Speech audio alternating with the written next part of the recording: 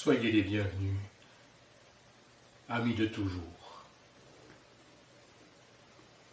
Bien sûr, un certain nombre d'entre vous se diront « Oh, nous l'avons entendu déjà un certain nombre de fois ». Cette expression, elle est facile. Mais ce n'est pas parce qu'elle est notre expression, amis de toujours, ce n'est pas parce que nous l'utilisons aisément, croyez-le, qu'elle est machinale. Elle vient réellement de notre cœur, de ce cœur que nous offrons sans compter à votre humanité depuis des millénaires. Et nous voici ce soir, cependant, pour la première fois un peu plus parmi vous, pour certains d'entre vous, nous l'avons été jusqu'à présent. Alors oui, réellement, soyez les bienvenus. Vous n'ignorez pas, évidemment, que ce n'est pas par hasard que vous êtes ici rassemblés, que vous constituez ce groupe d'êtres humains. Mais savez-vous réellement au moins pourquoi, réellement, disons-nous, pourquoi vous êtes ici ?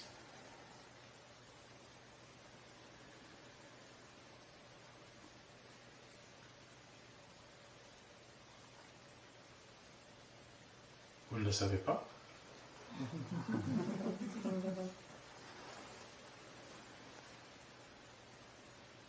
Pour être tout simplement de meilleurs êtres humains. Et être de meilleurs êtres humains par les temps actuels, c'est déjà tout un défi. Les thérapies que vous avez choisies sont une voie parmi d'autres, une voie qui vous convient, du moins un certain nombre d'entre vous particulièrement, mais elles sont aussi une sorte de prétexte pour vous rejoindre les autres, pour vous retrouver les uns les autres, pour retrouver votre essence et le sens de votre présence en ce monde. Ces années-ci, précisément ces années-ci. Vous êtes ici pour redevenir de meilleurs êtres humains, donc. Et de meilleurs êtres humains aujourd'hui, eh bien, ça se manifeste d'abord par une véritable volonté d'engagement. Il est facile de prendre de grandes résolutions, de dire « Oh, je vais suivre tel cours, je vais lire tel livre, tel auteur, je vais faire tel séminaire, suivre tel stage ici ou là, faire tel voyage. » C'est agréable et facile et cela part d'un bon sentiment pour cheminer. Mais la volonté de l'engagement, c'est cela réellement qui aujourd'hui surtout fera de vous de meilleurs êtres humains. Votre humanité, vous le savez, est en état de détresse d'une certaine façon. Et lorsqu'il y a un signal de détresse, eh bien, pour y répondre, cela demande des êtres d'engagement. Pas simplement des êtres qui disent « Oui, je veux, oh, je vais aider, je vais bien faire, je vais faire ci, je vais faire ça ». Des êtres d'engagement, cela veut dire des êtres solides, équilibrés, qui ne se laissent pas distraire justement dans leur engagement. Serez-vous de cela ? C'est la question que nous vous posons avant tout.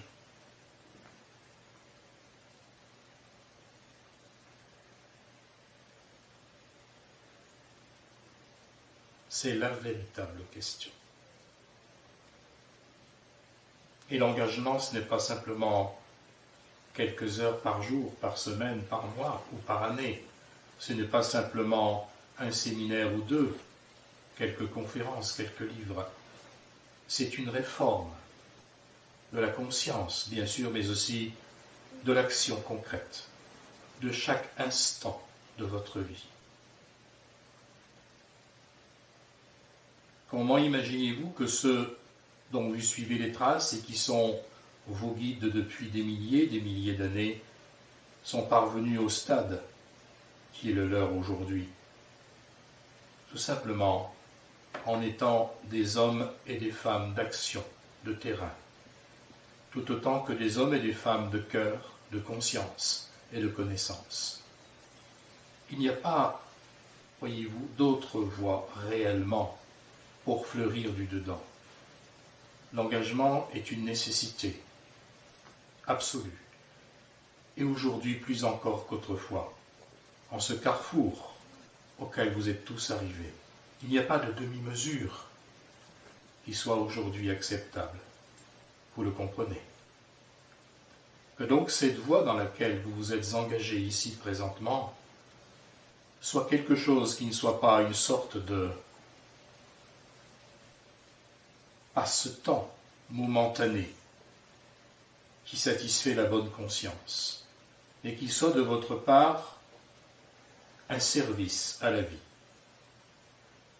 Et lorsque nous disons service à la vie, cela signifie bien sûr également service à la vie en vous. Car tout autant que vous dites vous êtes engagé sur une voie de thérapie pour offrir le mieux-être, la santé, la réforme de l'être en profondeur à autrui, autant vous vous êtes engagé sur cette voie, vous devez en être conscient pour vous-même. Celui qui donne, reçoit. C'est une loi universelle. Donc soyez conscient que ce que vous allez offrir, vous allez également vous l'offrir. Le labour des corps, le labour de la conscience est inévitable et souhaitable. Il faut l'appeler. Peut-être avez-vous déjà commencé à comprendre que ce chemin que vous avez entamé ensemble ici n'est pas un chemin doucereux. Il va remuer beaucoup de choses en vous. Cela a commencé. Mais ce n'est rien par rapport à ce qui peut suivre. C'est une réforme intérieure, beaucoup plus profonde que ce que vous pouvez imaginer qui vous attend. La voie du service est une voie d'écartèlement intérieur.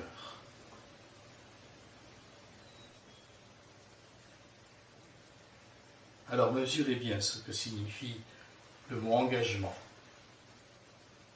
Si ce monde présent dans lequel vous vivez en est arrivé à ce point, nous dirions, d'asphyxie,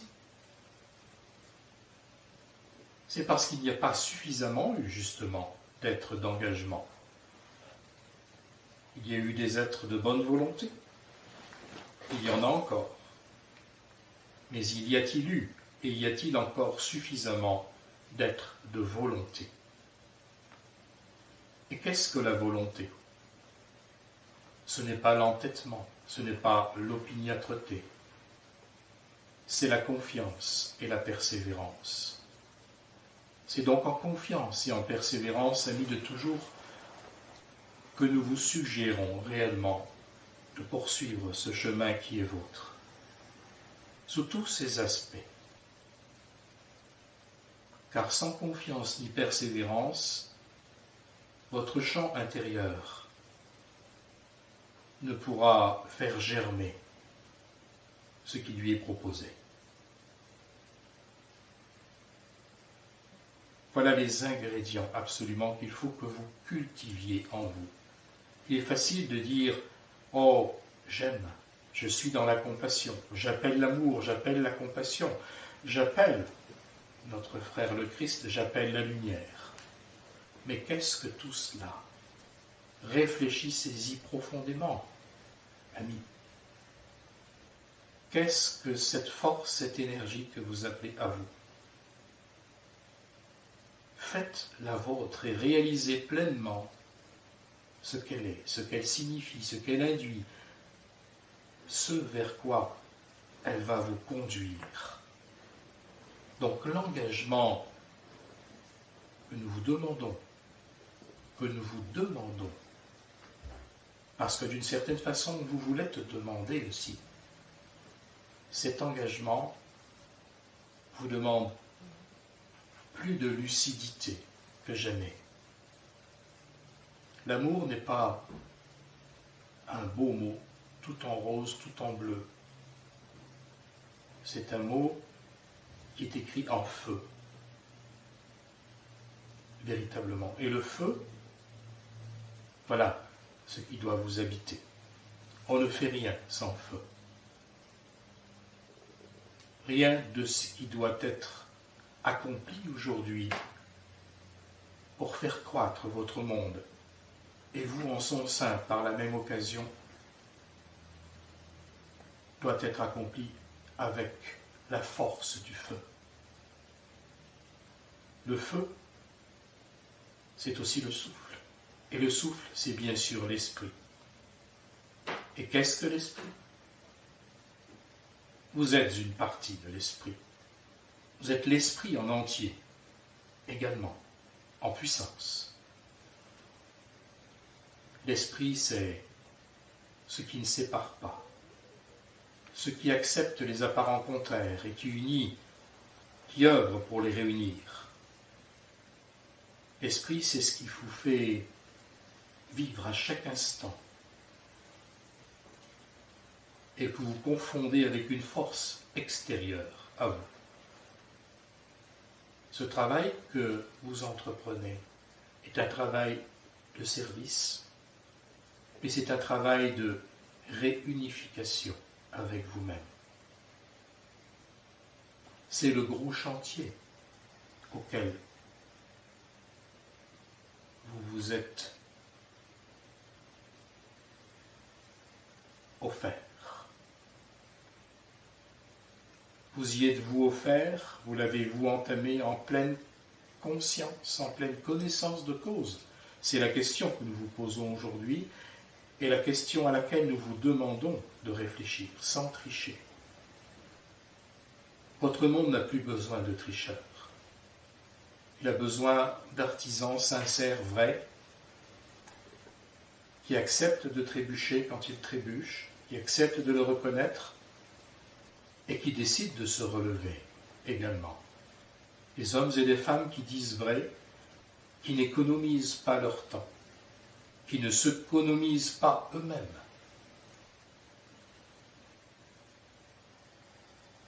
La rectitude. Aviez-vous compris à quel point vous aviez opté, tout au moins en apparence, maintenant il est à vous de décider si c'est aussi réel que vous semblez le dire, vous avez opté pour un chemin de rectitude et de volonté. Ce n'est pas un chemin doucereux, ce n'est pas un chemin fleur bleue, c'est un chemin de service, d'offrande, un chemin qui vous demande toute la générosité dont vous serez capable. Et vous êtes capable de beaucoup de générosité, en vérité.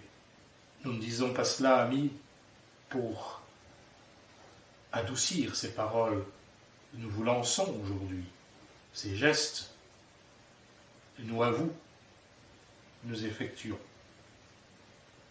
Et parce que nous sommes aptes à voir la richesse de votre cœur. Et si nos paroles sont exigeantes, c'est en fonction précisément de la richesse de vos cœurs. On demande beaucoup à ceux qui peuvent donner beaucoup. Réalisez-vous cela? Aviez-vous pensé simplement venir vous détendre quelques jours par an pour apprendre quelques petites techniques? Si c'est cela que vous pensiez, vous êtes lourdement trompé. Dans le fond de votre âme, vous êtes fait une promesse. Celle, nous le répétons, d'être de meilleurs êtres humains, mais celle de servir l'humanité. Celle de servir la présence christique au sein de ce monde. Avez-vous réalisé tout ce que cela signifie? Cela veut dire même que lorsque ceux d'entre vous qui auront vécu pleinement ces 3 années, ou plutôt ces 2 années qui vous restent presque maintenant, eh bien tout ne fera que commencer. Ici, c'est l'école maternelle.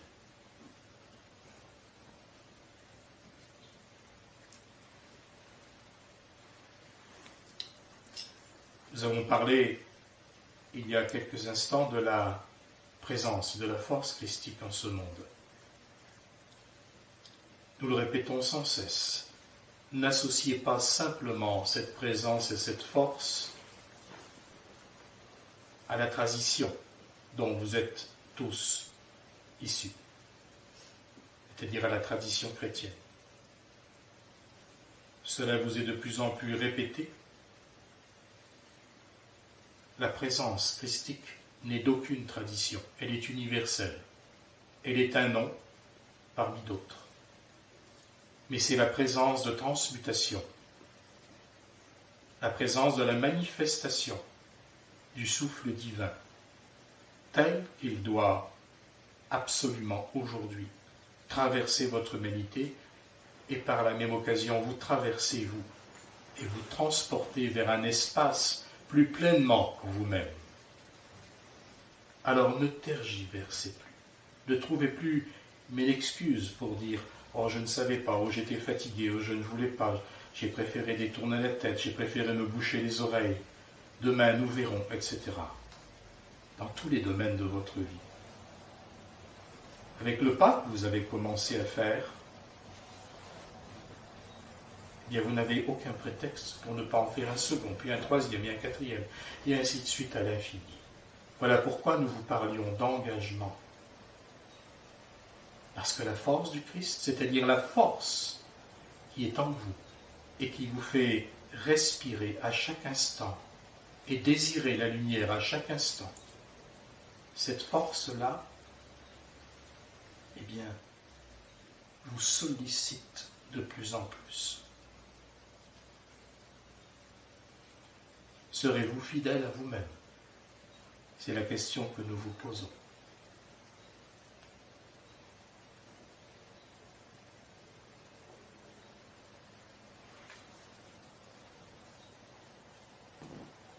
Amis de toujours, il nous semble juste maintenant de vous laisser la parole. Avez-vous quelques interrogations, non pas personnelles, mais qui pourraient profiter à toutes et à tous?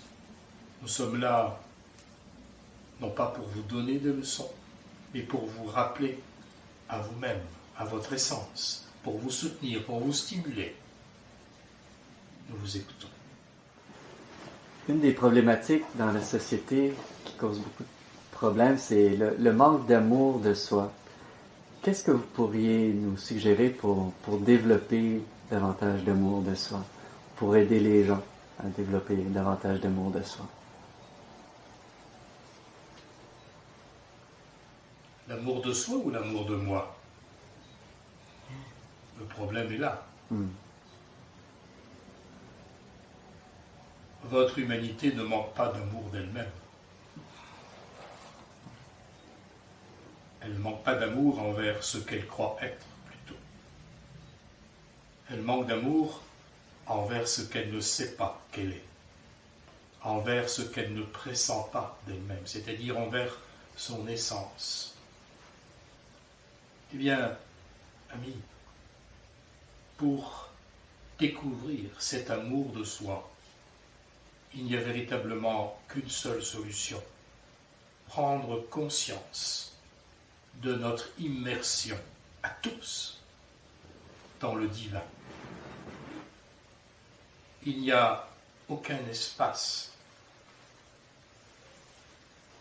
de séparation entre tout ce qui est et le divin, puisque tout ce qui est partie, parcelle, particule du divin en même temps que le tout. C'est dans ce sens-là qu'il faut parler à ceux qui ont soif. Briser la frontière entre soi et le soi divin. Toutes les paroles d'unification, doivent aller dans ce sens-là, avec cette ampleur-là. Il n'y a pas de recette pour cela. Ce n'est pas qu'est-ce qu'il faut faire, c'est qu'est-ce qu'il faut être. C'est-à-dire, quand on commence à se poser cette question, cela veut dire, est-ce que je peux, est-ce que je décide d'être un point d'interrogation pour que ceux qui me rencontrent souhaitent être de meilleurs êtres humains. Apprendre à devenir des germes de métamorphose soi-même, plutôt qu'à chercher des solutions à l'extérieur de soi-même. Il n'y a pas de technique pour cela. Vous pourriez prier et méditer pendant 1000 ans consécutifs. Si votre cœur est sec et entretient la séparativité, votre soi sera toujours un moi. Ce sera moi et le monde. Moi, comment suis-je au milieu du monde? Moi, est-ce que on reconnaît ce que je vaux, etc., etc., etc. Il faut travailler pour l'abolition de toutes les formes de séparativité. Et cesser aussi de se poser la question qui nous ramène sans arrêt à nous-mêmes. Comment moi est-ce que je peux être mieux moi? Comprends-tu ce que nous essaierons de suggérer? Ouais.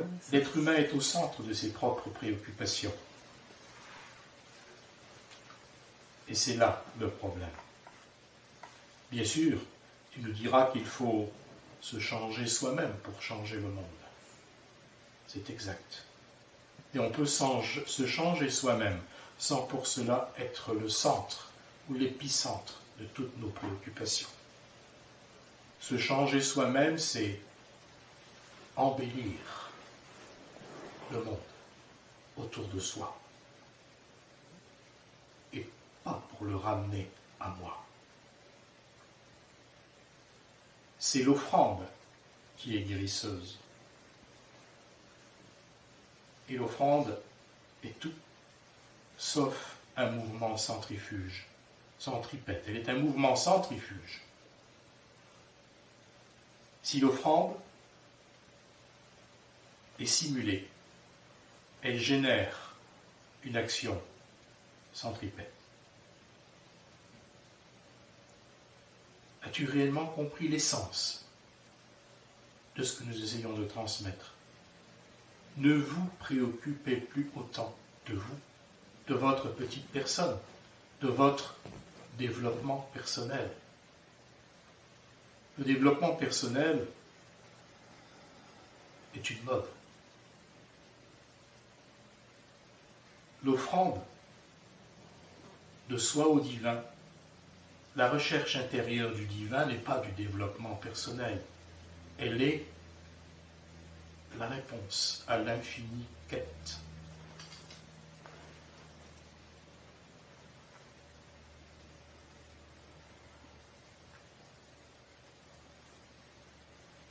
Est-ce que ça veut dire qu'il faut en même temps être et s'oublier?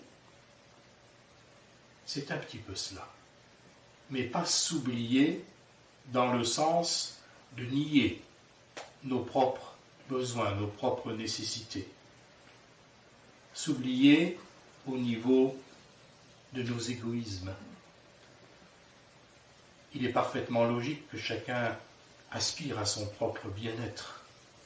Et c'est tout à fait normal de cultiver, de rechercher ce bien-être. Mais que ce bien-être ne devienne pas, comme une certaine mode de plus en plus ancrée en ce monde, ne devienne pas une forme de recherche égoïste de ce qui ressemblerait à un accomplissement et qui ne serait qu'une gonflette égotique de plus. Oui, il convient à chacun d'être en paix avec lui-même, mais que cette paix ne soit pas le centre absolu de toutes les préoccupations. La véritable paix, elle vient à vous dans un mouvement d'offrande. Nous n'avons pas dit d'épuisement, mais d'offrande. L'offrande est un mouvement du cœur intelligent. Non pas de gaspillage, non pas de fatigue, mais un mouvement qui apprend à générer de plus en plus le soleil régénérateur au-dedans de soi.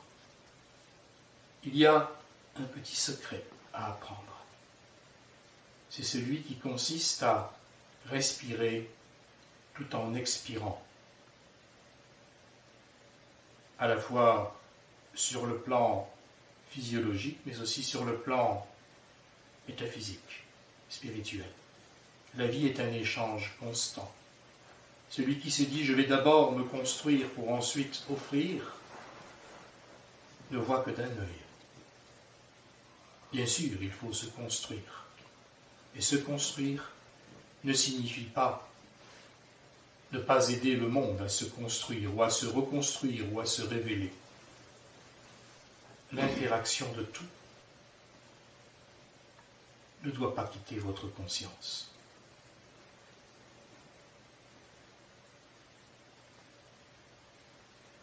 Comment reconnaître le divin et la non-dualité dans des situations très stressantes ou lorsque des êtres manifestent de la méchanceté? Comment voir l'unité dans ces situations-là? En évitant d'abord de se poser des questions trop compliquées. En étant simple. Simple et en ne prétendant pas vouloir résoudre en soi par le mental tous les antagonismes. En souriant.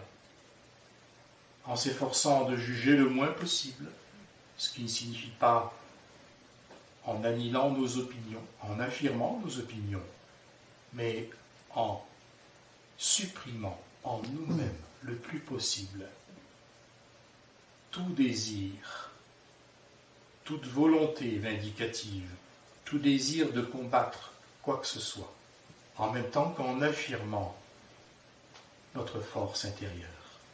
C'est quelque chose de subtil, mais qui ne passe pas par le mental, qui passe uniquement par le cœur. Qu'est-ce qui est juste, qu'est-ce qui n'est pas juste, qu'est-ce qui est gratuit, qu'est-ce qui a un but. Bien des choses qui paraissent justes aujourd'hui semblent injustes, et bien des choses qui paraissent injustes ont leur finalité constructive également. Il ne s'agit pas d'avoir une attitude de non-engagement, mais d'avoir une attitude de dédramatisation et de confiance absolue dans l'engagement personnel. Ne pas penser tout résoudre à l'aide de quelques formules et de dialectique. Simplifier à l'extrême. Qu'est-ce qui rend meilleur?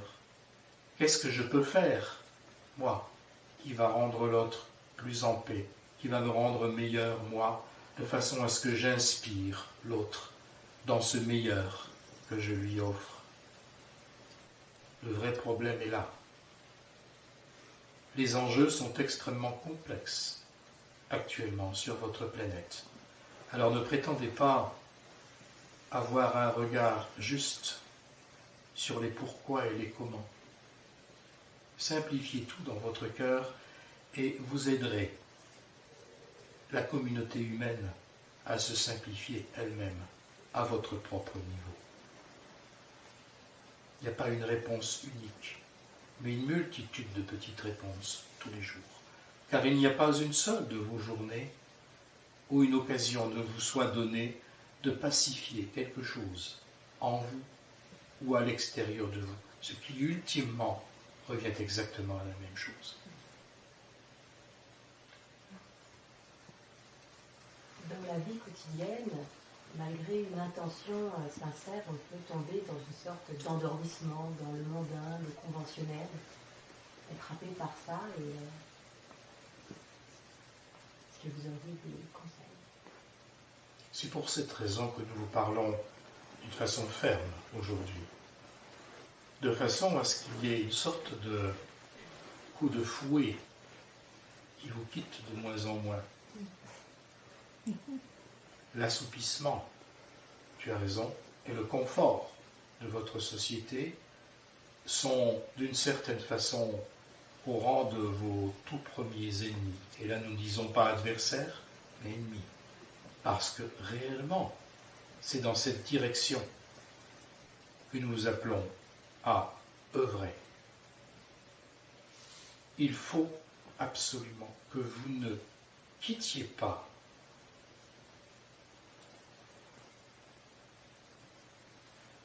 cette impulsion, cette énergie qu'un jour vous avez ressentie pour vous engager sur la voie qui est vôtre aujourd'hui.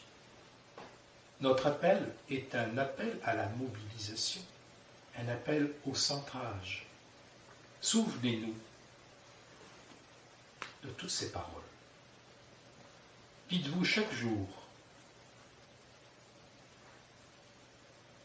à l'heure de votre coucher, qu'est-ce que j'ai fait de constructif aujourd'hui?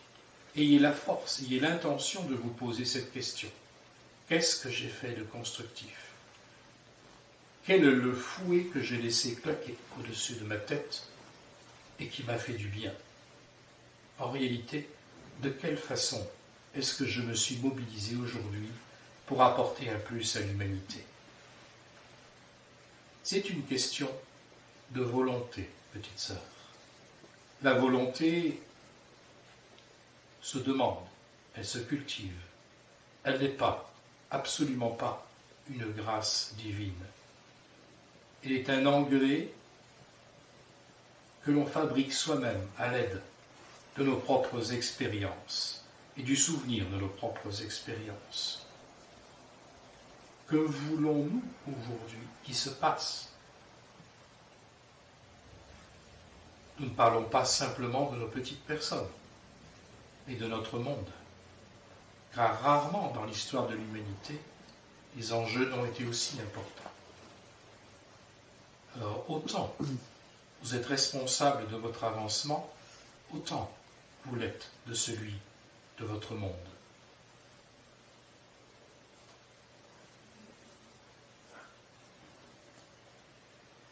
Il n'y a pas de recette pour la volonté. Et c'est la raison pour laquelle nous sommes des fouets qui claquent de temps à autre.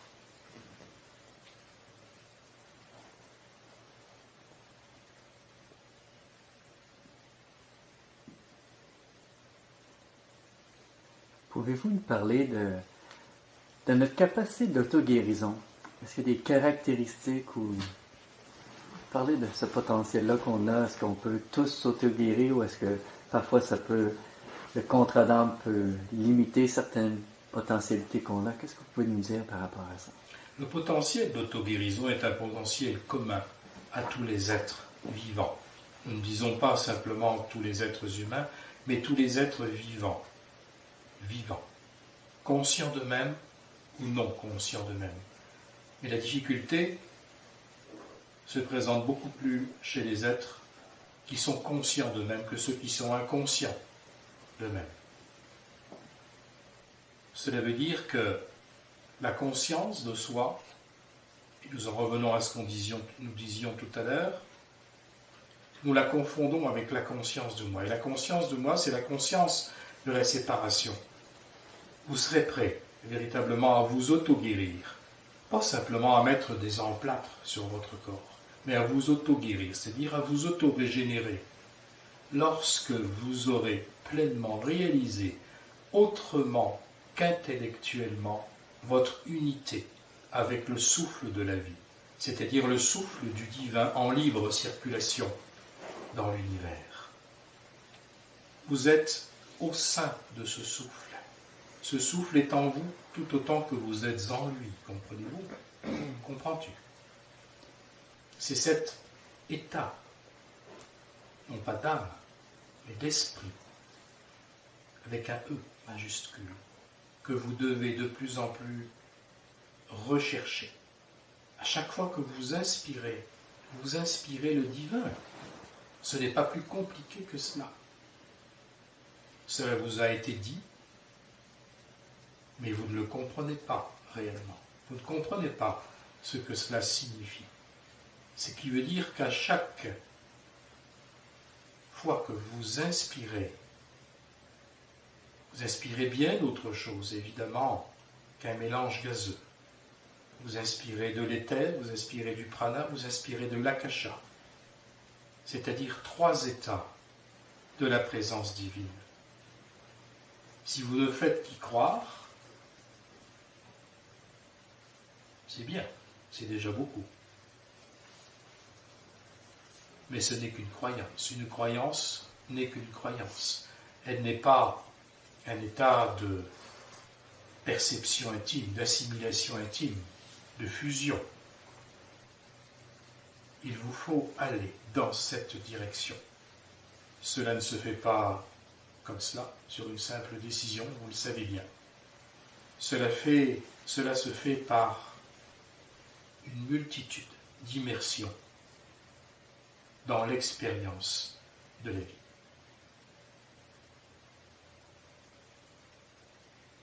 Le Christ et tous les êtres réalisés. Lorsque nous disons le Christ, nous parlons du Christ historique, ici, bien sûr. Et tous les êtres réalisés, quel que soit leur nom, leur tradition, quel que soit ce qui les ait initialisés, ne se sont pas faits seuls, ou n'ont pas été désignés tels quels par quelque grâce supérieure. Ce sont des êtres qui se sont bâtis, nous ne cessons de le dire. Ils se sont bâtis et ils ont appris à fusionner avec leur essence. Et voilà la raison pour laquelle leur état est un état de santé totale. Acceptez de gravir une marche après l'autre, en ne perdant jamais de vue le point ultime.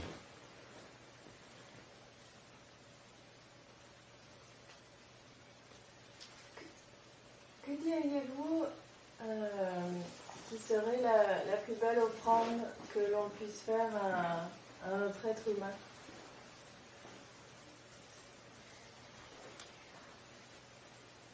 Celle de la sincérité. Parce que la sincérité traduit l'essentiel des aliments dont l'être humain a besoin. La sincérité, c'est la simplicité. La simplicité, c'est l'absence de volonté de pouvoir. L'absence de volonté de pouvoir induit nécessairement l'amour, le partage, la générosité. Traduit la spontanéité également. Le problème, ou du moins l'un des problèmes majeurs actuels, c'est le mensonge. Si vous sortez du mensonge, à tous les niveaux d'expression de celui-ci, vous tombez dans la simplicité du vrai, de ce qui n'est pas complexe, ou du moins de ce qui ne s'en nourrit pas. Et là, vous vous épanouissez. C'est cela que vous devez vous souhaiter.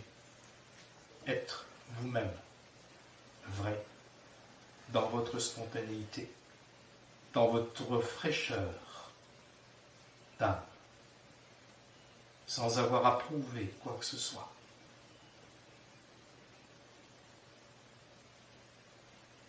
Arrêtez de vouloir prouver.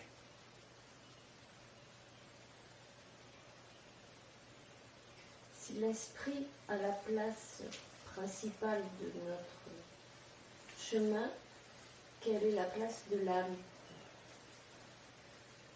L'âme, c'est votre obstacle. C'est ce qui vous permet de vous individualiser, de dire « moi, je », de vous penser à part des autres. C'est votre obstacle et c'est en même temps votre tremplin. Car cet obstacle-là vous est indispensable. Il est l'espace du dialogue entre ce que vous appelez d'une façon simplifiée le haut et le bas, tout en sachant bien sûr qu'ultimement il n'y a ni haut ni bas, mais il y a une place de rencontre, d'échange entre ce haut et ce bas, entre ce bas et ce haut. Et cet espace, c'est celui de l'âme, là où les véritables affrontements ont lieu. C'est un outil. il faut respecter. Mais le véritable obstacle n'est pas la matière, n'est pas l'intensité. Le véritable obstacle est dans le moi-je qui cherche constamment à s'exprimer par l'intermédiaire de l'âme. L'âme est le lieu du libre arbitre, le lieu du choix. Vous n'aurez pas toujours une âme. Elle sera dissoute, absorbée dans votre esprit.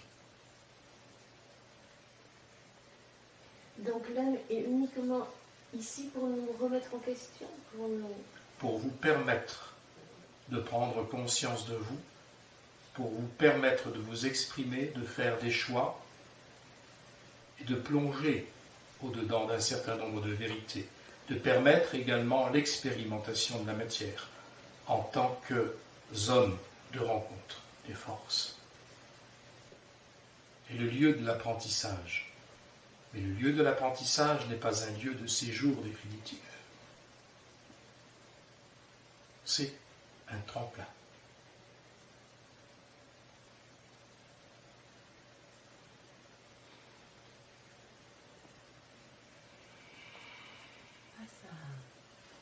Une dernière question.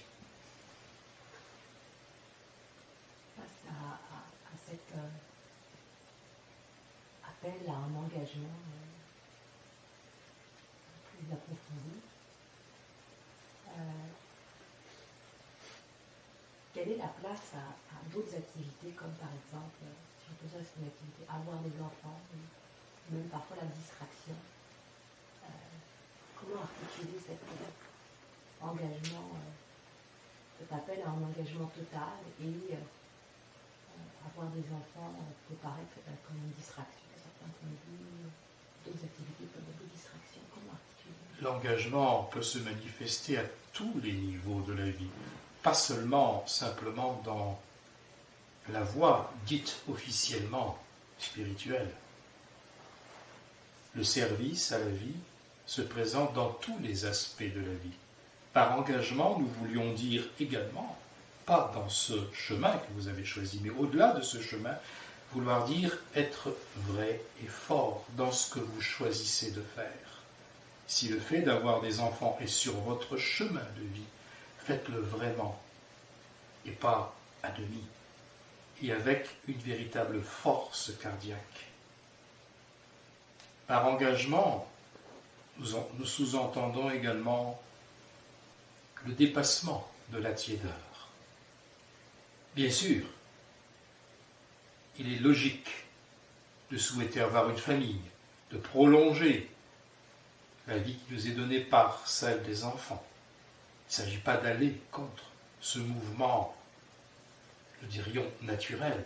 Il ne s'agit pas de ne pas choisir également régulièrement de se distraire, de s'offrir, comme vous dites, du bon temps. Ce n'est pas cela que nous voulions dire.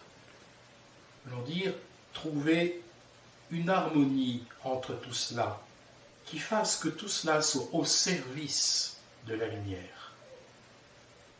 La voie du service, la voie de la spiritualité, la voie christique, la voie des thérapies, puisque ce sont les thérapies qui vous rassemblent ici, n'est pas une voie d'austérité, c'est une voie de joie qui n'écarte pas le plaisir de la vie, le plaisir avec une famille, des enfants, des amis, etc. Il faut apprendre à marier tout cela, car rien ne s'oppose. Croyez-vous que nous soyons des ermites quelque part, sur un nuage ou Dieu sait quel petit vaisseau à l'abri des intempéries? Nous avons notre propre vie, notre harmonie, les êtres auxquels nous tenons particulièrement aussi. Nous sommes des êtres humains comme vous, juste un tout petit peu plus, nous ne dirions pas vieux, mais plus âgés. Ce n'est pas la même chose. Donc, profitez de tout ce que la vie en ce monde peut vous offrir, mais que cette joie que vous avez à vivre ne vous fasse pas oublier ce qui est votre centre et quelle est la nature du centre que vous voulez offrir et communiquer. Vivez pleinement, pas à moitié. Vivre pleinement et en joie, c'est servir la force de guérison universelle. C'est servir la santé universelle. Comprends-tu ? Tout est question d'équilibre et d'harmonie.